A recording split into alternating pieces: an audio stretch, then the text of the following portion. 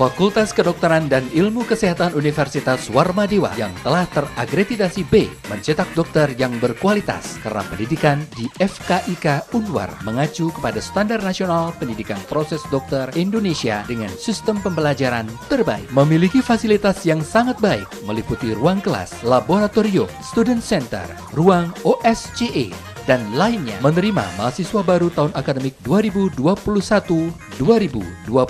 FKIK Unwar dilaksanakan dalam 2 gelombang. Gelombang pertama 1 Februari 2021 sampai 24 Maret 2021. Gelombang kedua 19 April sampai dengan 28 Juni 2021.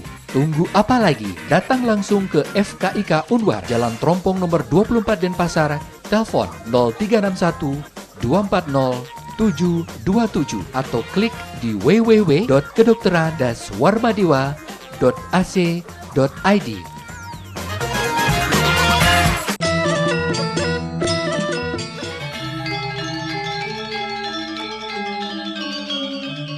Agar potensi dan kekayaan tradisi di desa adat Kedonganan dapat berkembang. Usungan dangsil diawali dengan dangsil nunungan yang memiliki 5 tingkatan. Disusul kemudian dangsil desa. Secara skala yang terlihat memang api. Namun para penari Sanghyang Jaran dalam alam tidak sadar melihat api tersebut sebagai air.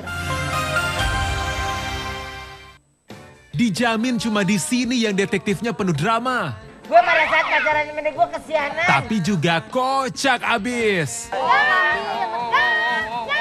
Yang begini. Wah, angel. Ini pasti penyanyi, dia udah ketahuan nih. Dia tahu ngukur berapa tinggi daripada panggung. Oke Lukman, coba lu kesini kalau bisa. Wow.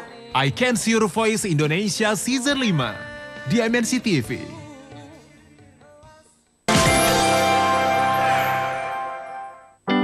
Satu yang khas dari kota Palu, bawang gorengnya. Berbeda dengan bawang merah dari daerah lain, bawang merah Palu ukurannya lebih kecil dan warnanya merah pucat. Keistimewaannya jika digoreng sangat harum, gurih dan renyah. Ciri khas inilah yang membuat bawang goreng Palu terkenal hingga ke mancanegara. Mendunianya bawang goreng Palu berkat peran seorang ibu bernama Harjo Srijono. Ibu Sri pelopor dan raja bawang goreng Palu sejak 1976. Bawang ini tak memerlukan banyak air, hanya cocok dengan iklim dan jenis tanah lembah Palu. Kadar airnya yang rendah pas untuk bawang goreng yang renyah dan tahan lama.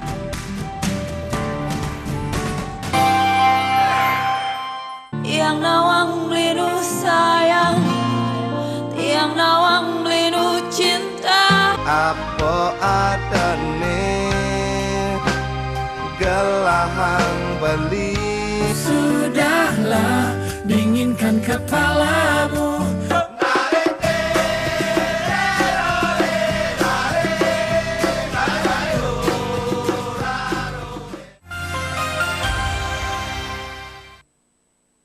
Dijamin cuma di sini yang detektifnya penuh drama. Gue pada saat pacaran sama gue kesianan. Tapi juga kocak abis. Yang begini. Wah, angel. Ini pasti penyanyi, dia udah ketahuan nih. Dia tahu ngukur berapa tinggi daripada panggung. Oke Lukman, coba lu kesini kalau bisa.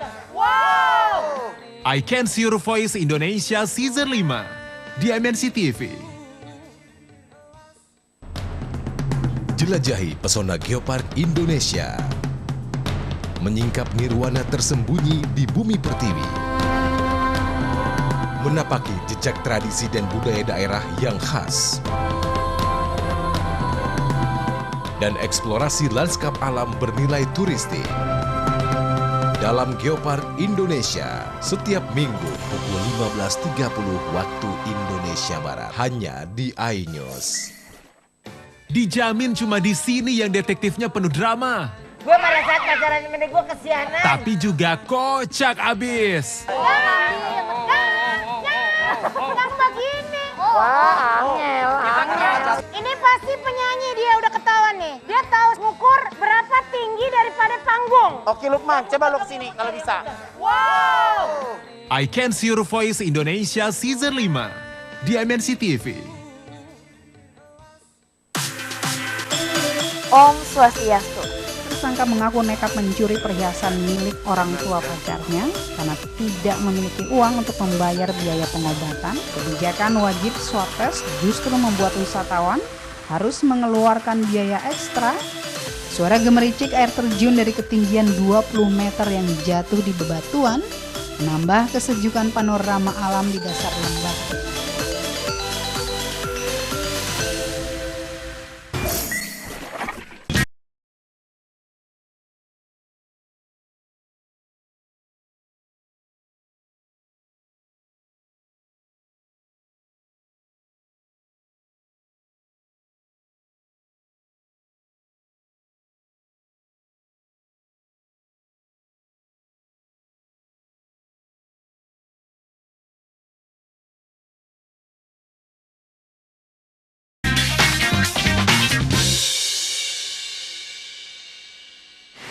Ya pemirsa, Anda masih bersama kami di dalam program Dialog Khusus iNews Bali. Tentunya saya masih bersama dengan Pak Ketut Marjana.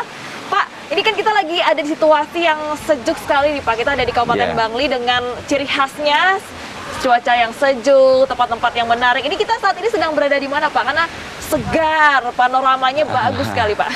Ini namanya Lake Front ya. Ini adalah gate, yaitu kita sebut dengan curtain gate. Jadi you lihat tuh air bercucuran tuh kan seperti curtain sebagai apa namanya curtain tuh tirai. Nah ini ada water boom, ada air tumpah. Ini memang basically permainan anak-anak.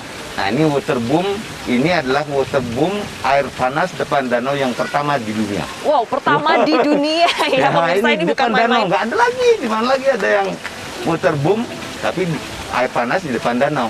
Nah, inilah pemirsa ya, inovasi yang diperlukan pastinya untuk menarik minat wisatawan domestik maupun mancanegara, Pak ya. Nah, kita lanjutkan lagi perbincangan kita terkait dengan pariwisata Bangli ini Pak khususnya ya. Tadi Bapak sempat menyampaikan juga bahwa ekonomi dan kesehatan harus berjalan beriringan. Lantas bagaimana Pak caranya untuk bisa mengakomodir itu Pak? Ya gini, jadi ya itu sudah kita bahas tadi sebenarnya ya, bahwa semua protokol kesehatan maupun aktivitas masyarakat, kegiatan sosial ekonomi harus berjalan bersama. Nah permasalahannya sekarang adalah bagaimana kita bisa usaha-usaha ini yang tadinya sudah terpuruk, nanti pada saatnya harus bangkit kembali. Nah bagaimana bisa melakukan ini? Nah disinilah saya katakan peran negara sangat penting sekali. Nah, banyak sudah dijanjikan oleh pemerintah, yaitu yang dalam bentuk stimulus tadi. Nah, sekarang perusahaan-perusahaan ini pada dasarnya mereka sekarang sudah tidak ada likuiditas, tidak punya uang ya untuk bangkit kembali. Nah, itu dasarnya. Kalau toh ada pasti utangnya juga cukup banyak. Nah, bagaimana membantu perusahaan ini di bidang usaha ini bangkit kembali? Bagaimana Pak caranya? Nah, disinilah saya katakan satu, peran pemerintah harus bisa memberikan stimulus tadi, umpamanya bantuan-bantuan yang bersifat ekonomi, ya modal kerja yang murah atau yang nggak usah harus gratis, tapi berikan bunga yang murah, kemudahan-kemudahan untuk mendapatkan permodalan ini. Di samping itu juga regulasi, yang salah satu contoh tadi di Bangli saya katakan regulasi ini perbaiki, regulasi distribusinya. Nah, regulasi pemerintah juga begitu. Bagaimana kemudahan-kemudahan yang tadinya berbelit-belit untuk mendapatkan kredit, sekarang ada relaksasi. Benar, jadi ini ada support yang sangat tinggi ya dibutuhkan Pak ya, baik dibutuhkan oleh pemerintah, negara, ke pemerintah provinsi dan ke pemerintahan kabupaten seperti itu. Nah itu di bidang ekonomi.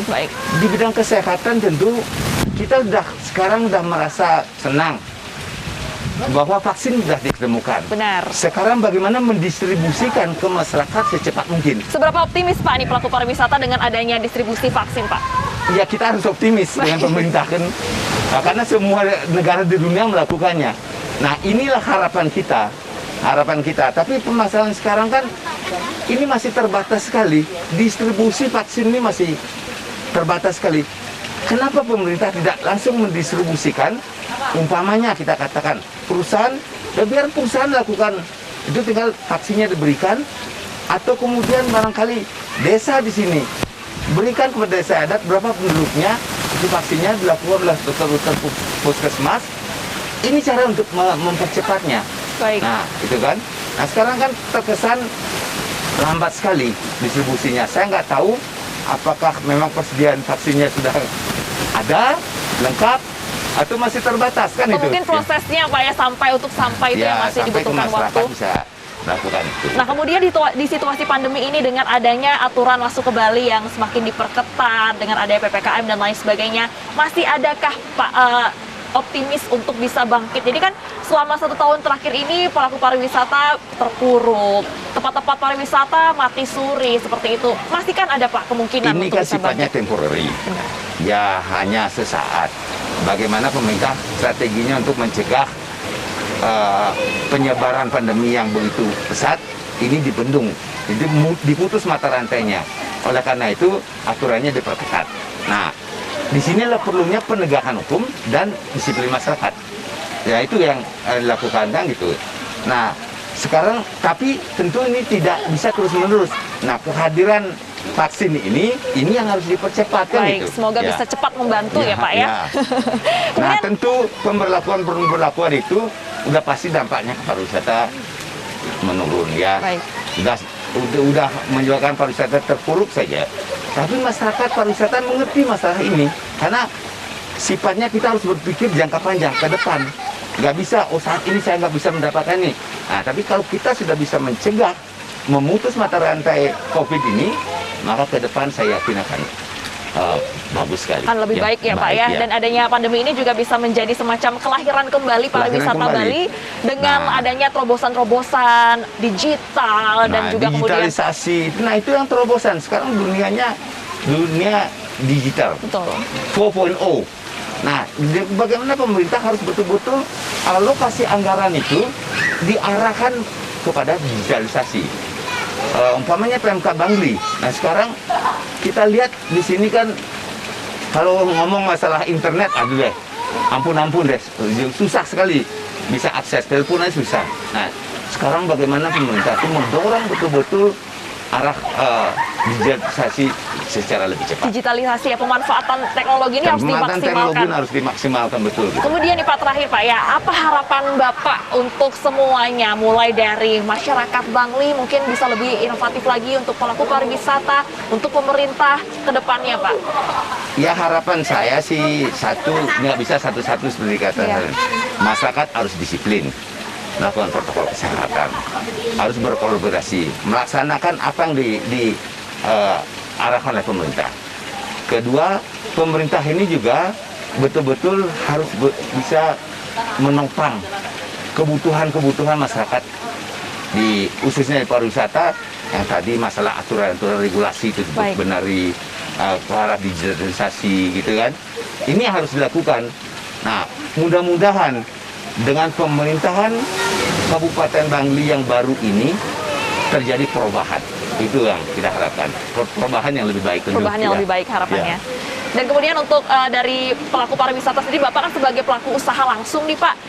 Bagaimana cara Bapak untuk bisa meningkatkan kepercayaan atau mungkin himbauan kepada pemirsa yang ada di rumah untuk berwisata dengan menerapkan protokol kesehatan Pak? Kalau saya di sini kan memang dari awal saya sudah melakukan antisipasi bahwa pada saatnya dibuka kita harus siap betul-betul. Nah untuk itulah kami melakukan berbagai pembenahan baik dalam infrastrukturnya ya sehingga orang kesini itu nyaman. Betul. Ya pembenahan dalam bidang teknologinya ya pembenahan sehingga orang betul-betul di sini sentuhan dengan uang itu seminimal mungkin. Betul. Nah di sini sudah menerapkan cashless. Ya, semua kita sudah menerapkan satu computerized system. Nah, ini yang sudah kami lakukan dan juga berbagai inovasi yang baru seperti spot-spot yang baru itu kita lakukan. Sehingga dengan demikian maka ekspektasi saya begitu nanti pariwisata atau border dibuka ini sudah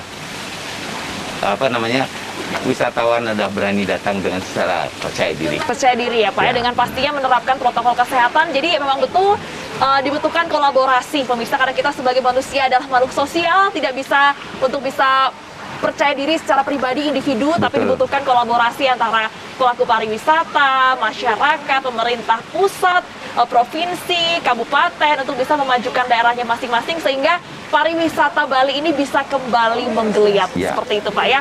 Baik, terima kasih banyak Pak atas waktunya. Terima kasih. Sudah diizinkan bermain-main di sini, sudah diizinkan untuk berbincang-bincang. Semoga apa yang kita perbincangkan ini bisa bermanfaat untuk pemirsa yang ada di rumah dan juga bisa bermanfaat untuk kemajuan pariwisata Bali. Terima kasih Pak. Saya terima kasih kalau sudah datang, sudah melihat secara langsung, tentu bisa bercerita Pak Devasia ini. Luar biasa. Baik pemirsa, itu dia perbincangan saya tadi. Terima kasih banyak atas perhatian Anda. Tentunya semoga informasi yang dapat kami sampaikan ini bisa bermanfaat untuk Anda. Ingat pesan Ibu untuk selalu mencuci tangan dengan air yang mengalir, memakai masker, dan menjaga jarak. Saya Putri Cahaya mengucapkan terima kasih dan sampai jumpa dalam acara berikutnya. Bersama-sama terima kasih Anda sudah menyaksikan Dialog Khusus iNews Bali. Om Santi, Santi, Santi, Om.